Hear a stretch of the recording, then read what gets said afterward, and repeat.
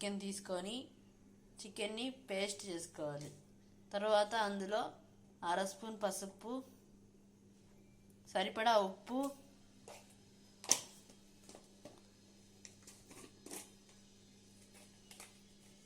Garam masala,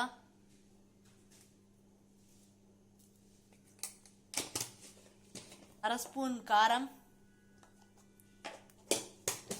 mutton masala పొడి, 1 spoon అల్లం వెల్లుల్లి పేస్ట్, 1 స్పూన్ కార్న్ఫ్లోర్,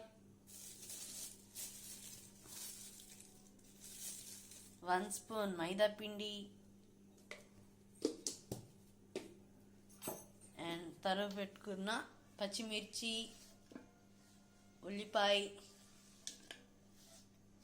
అండ్ తరుక్కున్న కొత్తిమీర, కరివేపాకు. ఇప్పుడు మొత్తం మిక్స్ చేసుకోవాలి. అందులోకి సగం ఎగ్ వైట్ వేసుకోవాలి. వేసుకున్న తర్వాత మిక్స్ చేసుకోవాలి. బాగా మిక్స్ చేసుకున్న దాన్ని చిన్న బాల్స్ లాగా చేసుకోవాలి. తర్వాత డీప్ ఫ్రైకి సరిపడా ఆయిల్ వేసి అందులోకి బాల్స్గా చేసుకున్న చికెన్ను వేసుకోవాలి. అది అండ్ సిమ్లో పెట్టుకొని కాల్చుకోవాలి chicken బాల్స్ని. Chicken balls ready. Please subscribe to my channel.